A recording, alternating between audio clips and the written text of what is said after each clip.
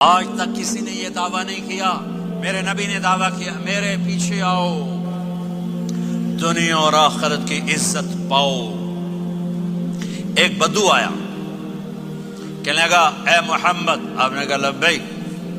اب بدتمیزی کے جواب ہمیشہ محبت سے دیتے تھے۔ آپ نے کہا لبیک۔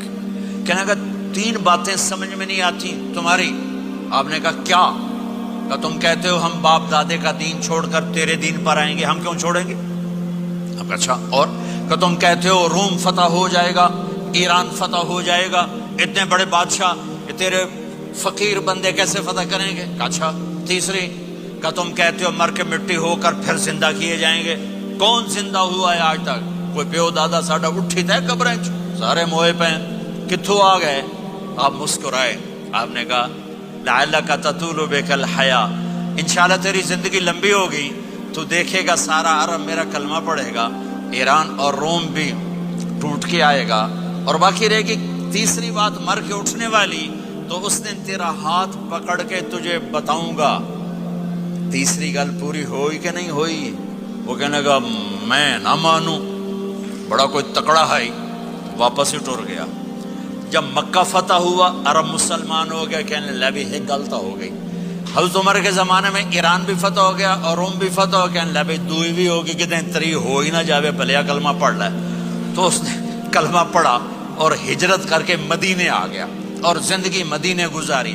حضرت عمر جب وہ آتا ان کی مجلس میں، حضرت عمر اس کو فل پروٹوکول دیتے، تو صحابہ حیران ہوتے، ایک بدو کے لیے عمر جیسا بندہ پروٹوکول کیوں دیتا ہے؟ تو ایک دن انہوں نے فرمایا میں تمہیں بتاؤں میں سے کیوں پروٹوکول دیتا ہوں؟ میں اس مجلس میں تھا جس میں یہ آیا تھا، اور اللہ کے نبی نے اسے فرمایا تھا قیامت کے دن تیرا ہاتھ پکڑ کے تجھے یاد دلاؤں گا کہ موت کے بعد زندگی ہے کہ نہیں، اور قیامت کے دن جس کا ہاتھ میرے نبی نے پکڑ لیا جنت میں پہنچانے سے پہلے کبھی نہیں چھوڑیں گے۔ لہٰذا یہ بڑا خصوصی آدمی ہے، اس کو میرے نبی نے پکڑ کے جنت میں پہنچانا ہے۔ میرے بھائی بہنوں، میں یہ کہنے آیا ہوں اپنے ہاتھ چھڑا کر نبی کے ہاتھوں میں دے دو۔ میرے نبی ایک خوبصورت زندگی لے کر آئے جس میں کچھ حصہ عبادات، مختصر عبادات ہیں، نماز 5 وقت ہے، باقی کچھ نہیں، روزہ سال کے بعد ہے، وہ ابھی آ رہا ہے۔ میرے نبی پہ 9 رمضان آئے، 9 میرے نبی پر 9 رمضان آئے۔ مدینہ جانے کے بعد ہجرت کے دوسرے سال شعبان کی 2 تاریخ کو پیر کے دن روزے کا فرض ہونا نازل ہوا، اور میرے نبی ستمبر میں پہنچے ہیں